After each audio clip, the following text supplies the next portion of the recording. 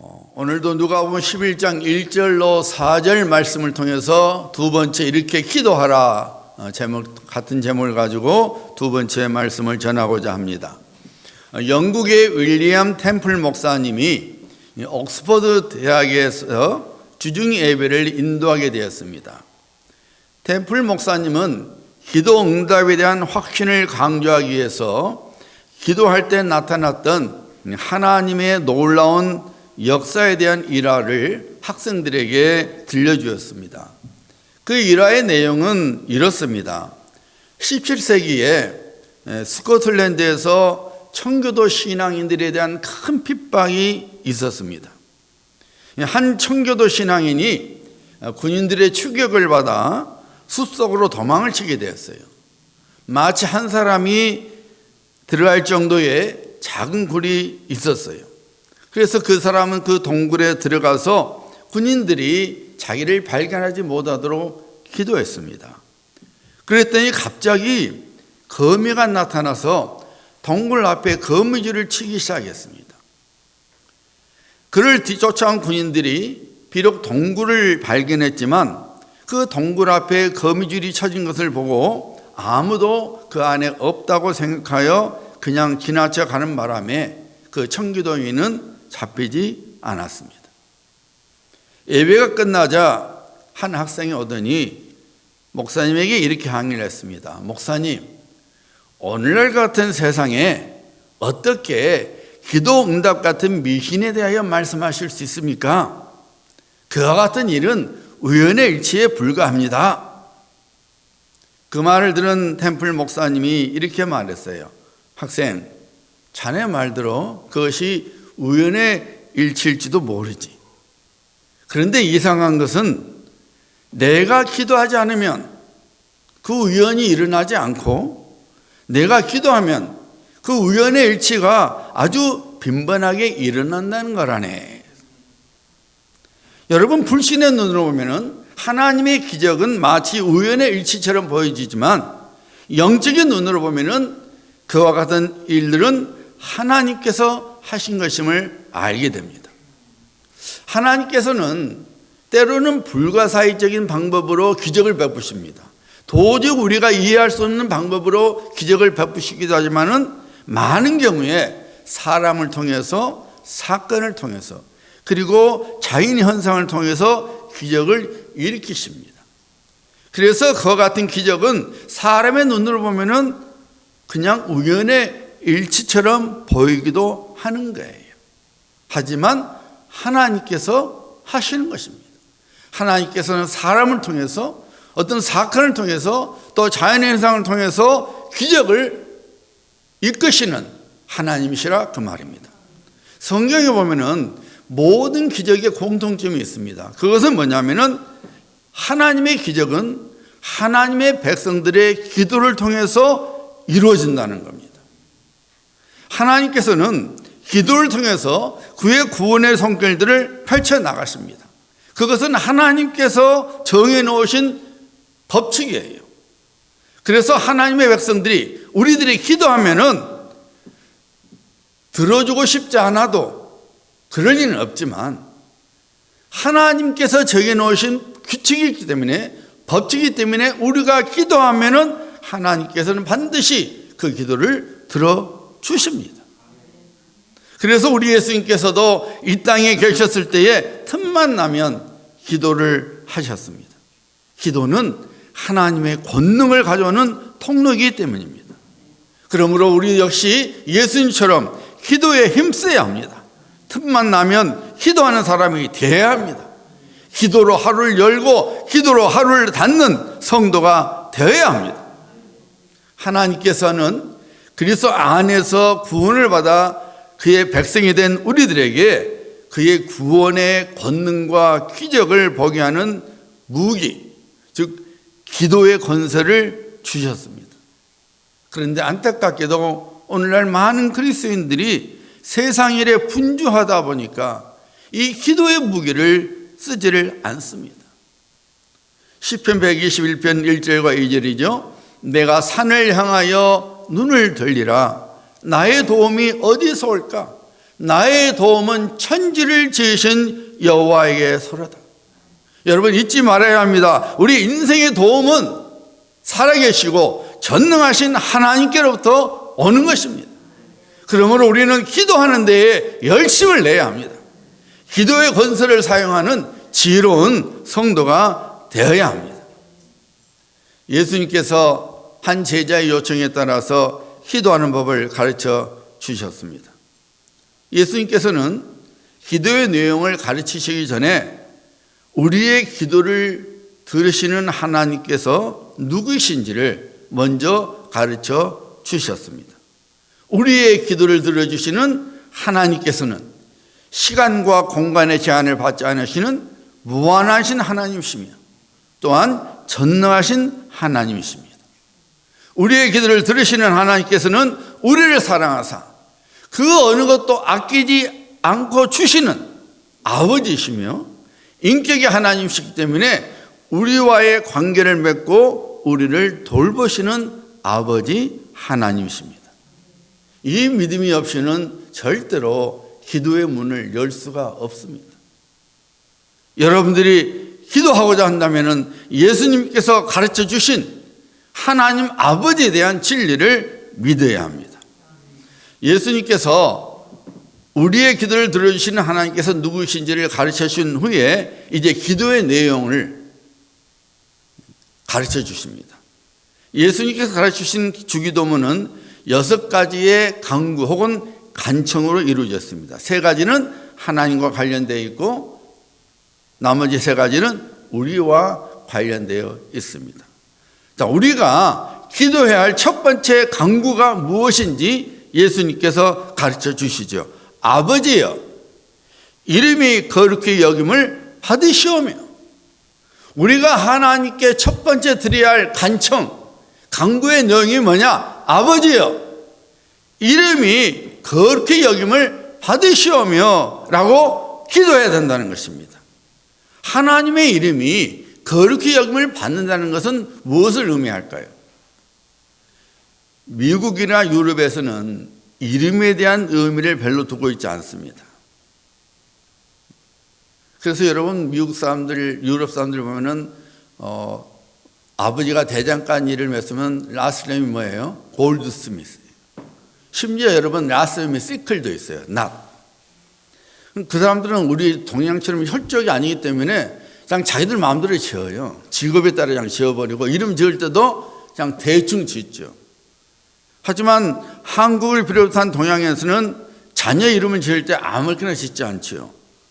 원하는 사람이 될 수 있도록, 원하는 인격체가 될 수 있도록, 그리고 원하는 인생을 살도록 이름을 짓습니다. 이는 성경에서도 마찬가지예요. 성경에서 이름은 그 사람의 실체를 드러내주고 있는 의미를 갖고 있습니다. 하나님께서 아브라함을 믿음의 조상으로 삼고 하셨을 때에 아브라함은 큰 아버지라는 뜻이에요.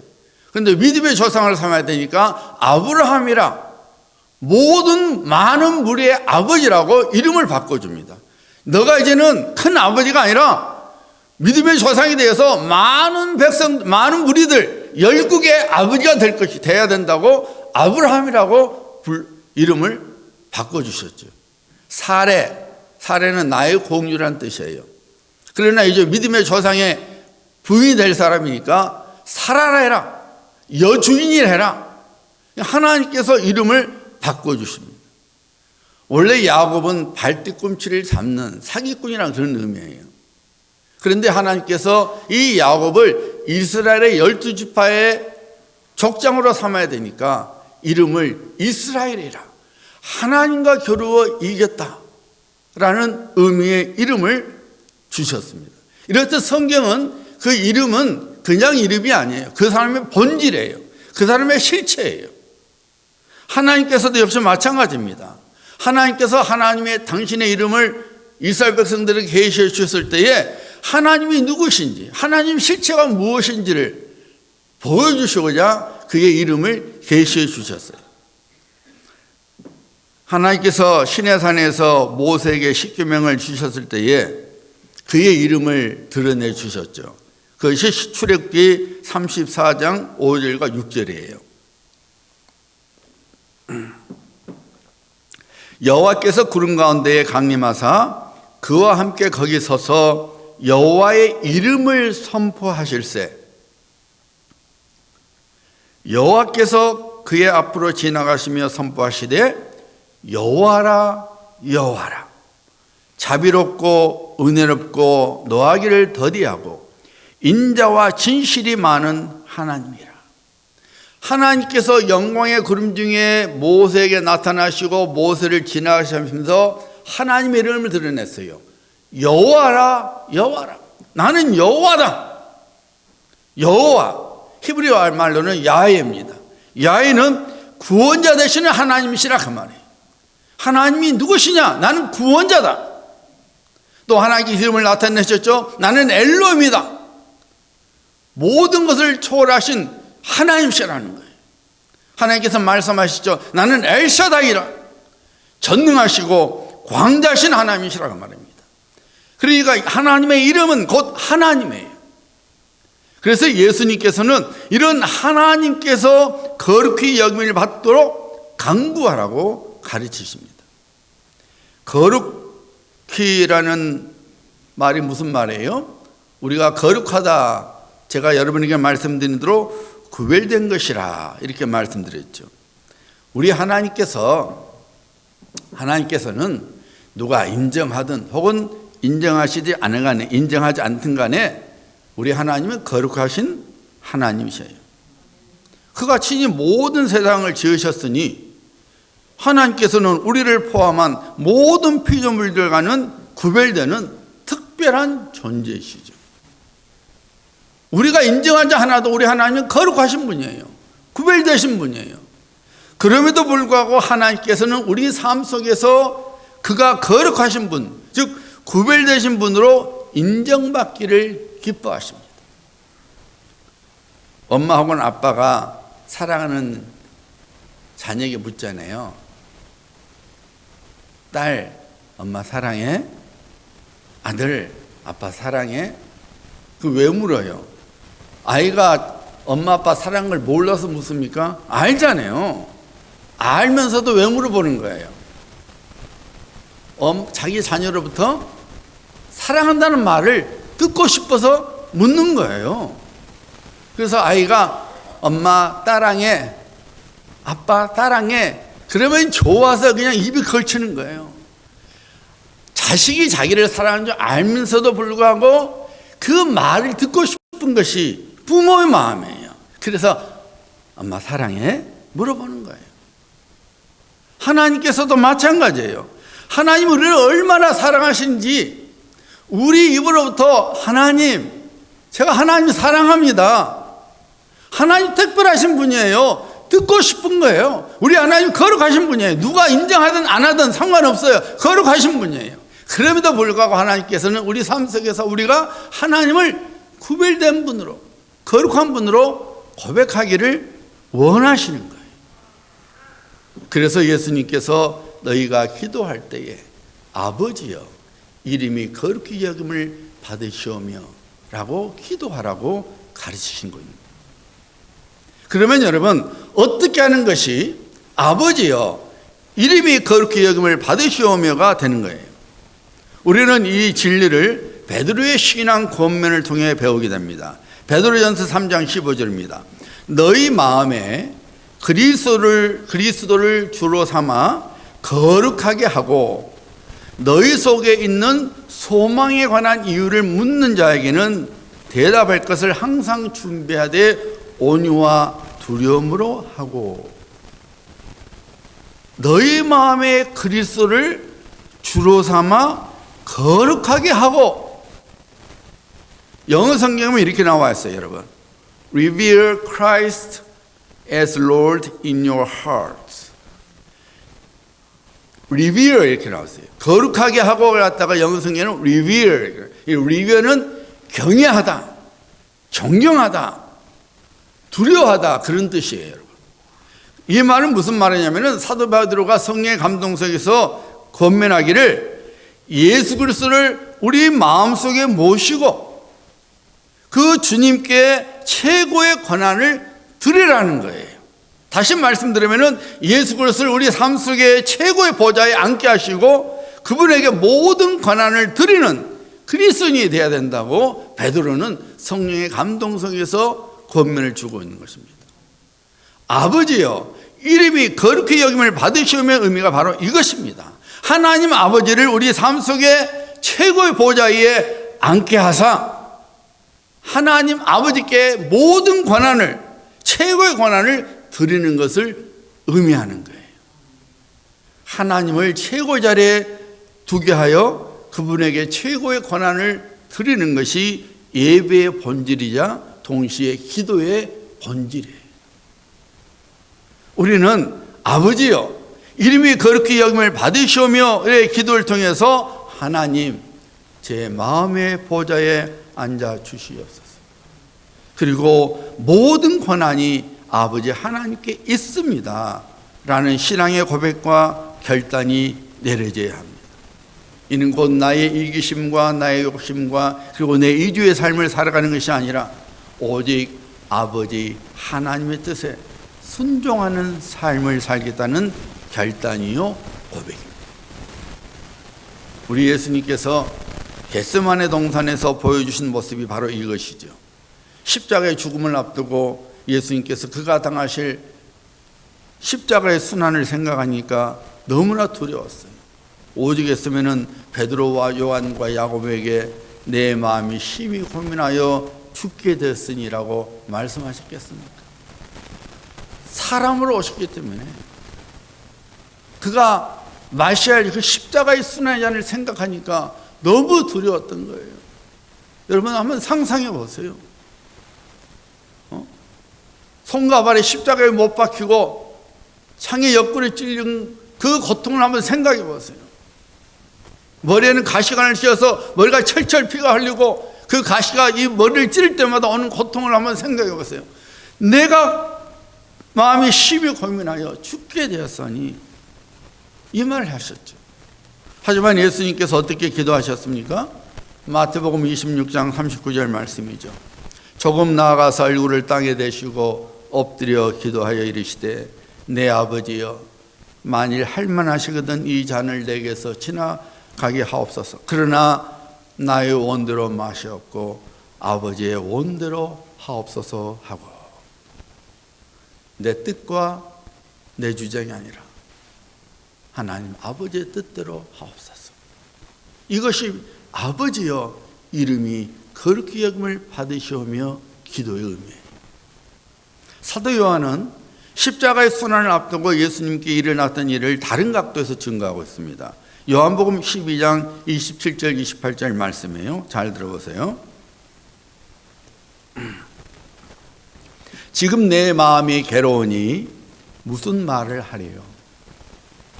아버지여, 나를 구원하여 이때를 면하게 하여 주옵소서.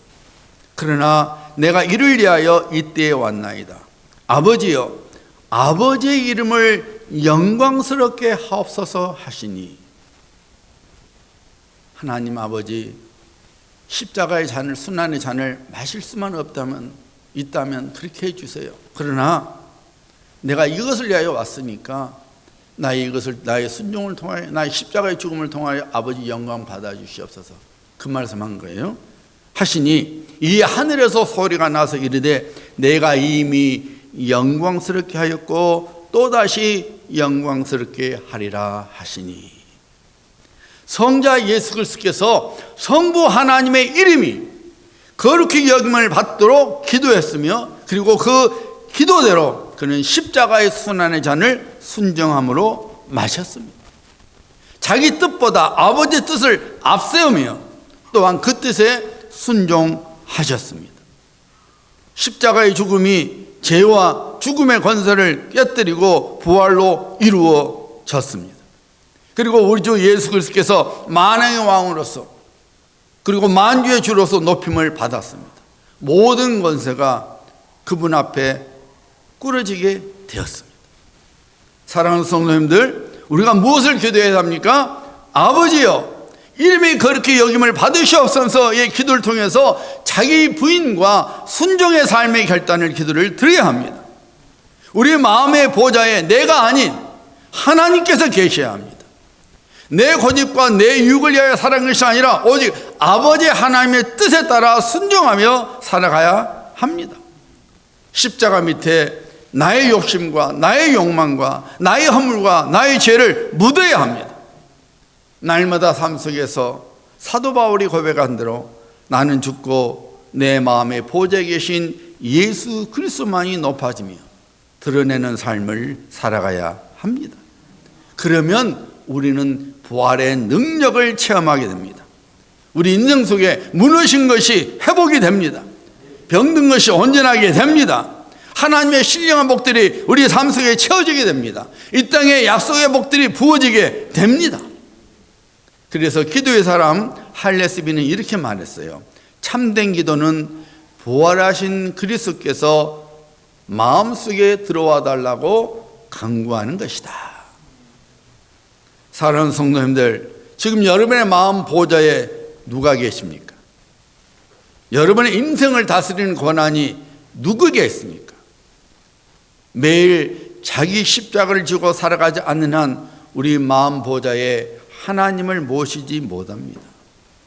최고의 권한을 하나님께 드리지 못합니다. 구원을 받았다고 하면서도 여전히 내 자신이 내 마음의 보좌에 앉아있고 모든 권한을 내 임의대로 사용하게 되는 삶을 살아가는 데는 부활의 능력이 임하지 못합니다. 즉 하나님의 구원의 역사가 일어나지 않게 됩니다. 그런 신앙 속에서의 기도는 허공을 치는 소리에 불과하게 되는 것입니다.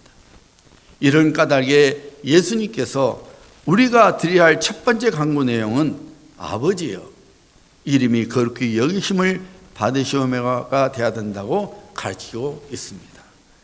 하나님 아버지를 내 마음의 보좌에 모시고 그분에게 모든 권한을 맡겨서 자기 부인 속에서 하나님 아버지의 뜻에 온전히 순종하는 삶, 바로 이것이 아버지여 이름이 거룩히 여김을 받으시오시며의 기도의 의미이고, 이 기도 속에 부활의 능력이, 부활의 권능이 우리 삶 속에 임하게 되는 것입니다. 아버지여 이름이 거룩히 여김을 받으시오며 간구의 또 다른 의미는 하나님을 전심으로 찬양하는 것을 의미합니다. 하나님 아버지께서 그의 자녀들을 통하여 보고 싶어하는 것이 그분의 뜻에 순종하는 것과 함께 또 하나가 있는데 그것은 찬양입니다. 이사야서 43장 21절이죠. 이 백성은 내가 나를 위하여 지었나니 나를 찬송하게 하려 함이니라. 하나님의 백성의 주인은 하나님 한 분이신데, 그리고 하나님께서 우리를 하나님의 자녀로 지어주신 것은 하나님을 찬양하는 것이라고, 찬양하는 것이라고 하나님께서 이사야 선지자를 통하여 말씀하시고 계십니다.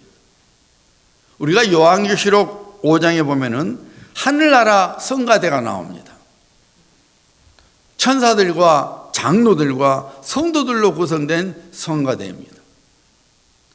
그들은 하나님 보좌 앞에서 무엇을 하고 있었습니까? 얼굴과 얼굴로 하나님을 대면하고 있는데 그 대면자리에서 무엇을 하고 있습니까?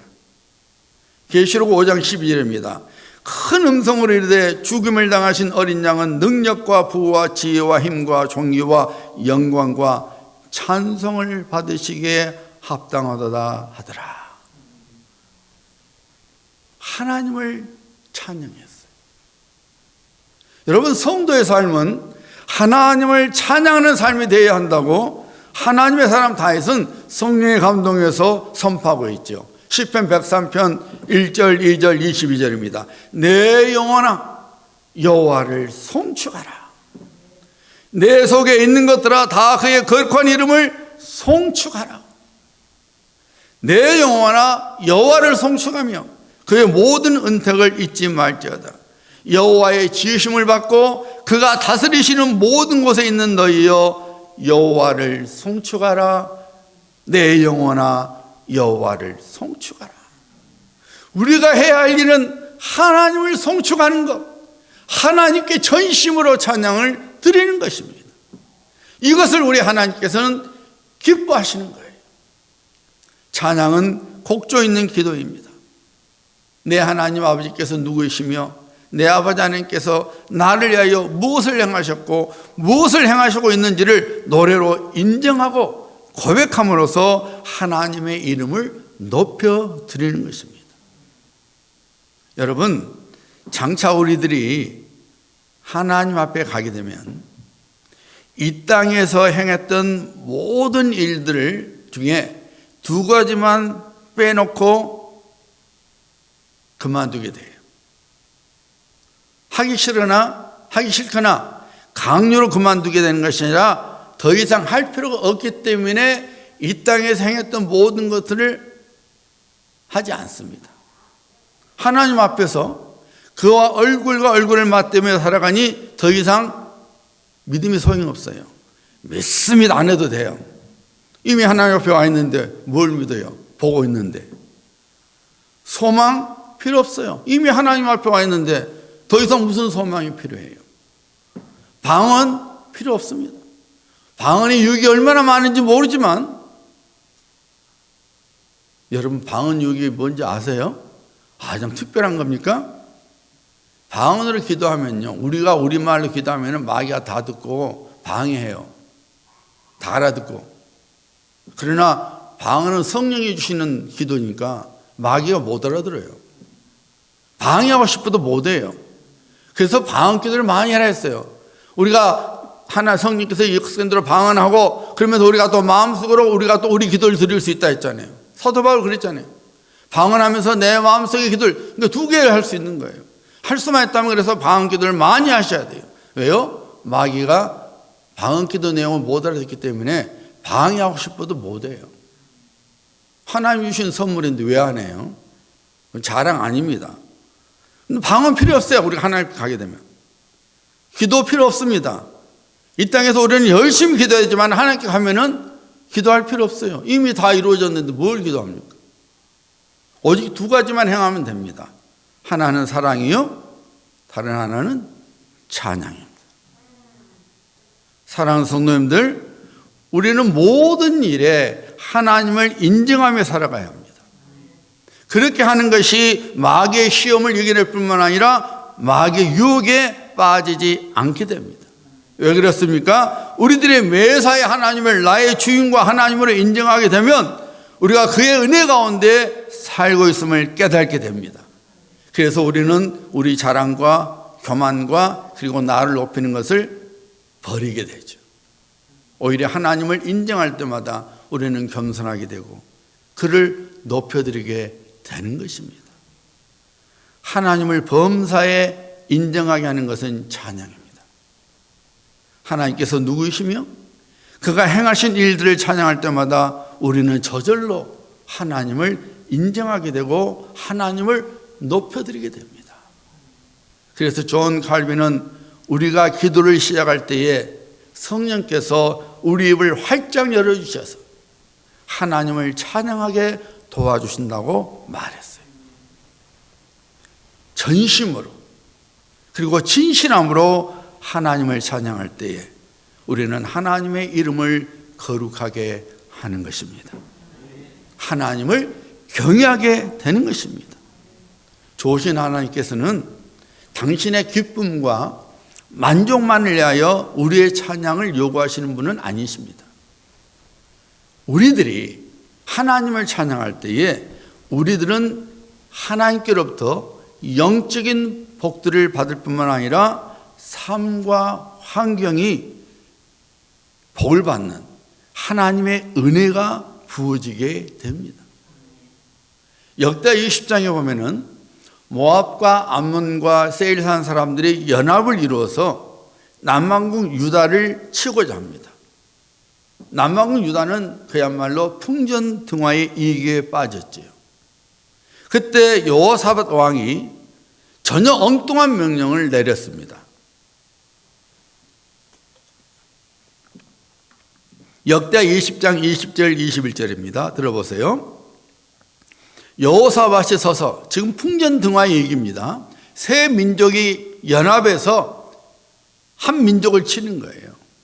숫자적으로 도저히 당해낼 수 없었어요. 그런데 여호사밧이 백성들이 이렇게 말합니다. 여호사밧이 서서 이르되 유대와 예루살렘 주민들아 내 말을 들으라. 너희는 너희 하나님 여호와를 신뢰하라. 그리하면 견고히 서리라. 그의 선지자들을 신뢰하라. 그리하면 형통하리라. 하고 백성과 더불어 의논하고 노래하는 자들을 택하여 거룩한 애복을 입히고 군대 앞에서 행진하며 여호와를 찬송하여 이르기를 여호와께 감사하세 그의 인자하심이 영원하도다 하게 하였더니, 전장터에서 칼과 무기를 앞세운 것이 아니라 찬양대를 앞세워서 하나님을 찬양하게 했어요. 전혀 엉뚱한 것이죠. 말도 안 되는 전략이잖아요. 그런데 어떤 결과가 일어났습니까? 역대하 20장 읽어보면 하나님께서 모압과 암몬이 세일산 사람들을 다 쳐서 멸해버립니다.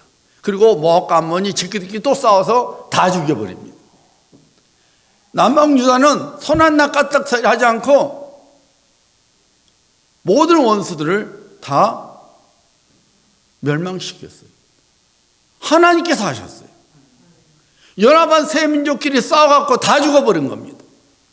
찬양의 권능이에요. 우리가 하나님을 찬양할 때에 하나님께서 우리 원수들을 기가 막힌 방법으로 물리쳐 주시는 거예요. 우리가 하나님을 찬양할 때 우리의 문제들이 기가 막히게 해결되는 것입니다. 사랑하는 여러분, 우리들이 하나님의 신실하심과 위대하심을 믿고 전심으로 하나님을 찬양하게 되면 하나님께서 누구이시며 그가 구원을 능히 베푸시는 나의 아버지심을 강하게 믿게 해 줍니다.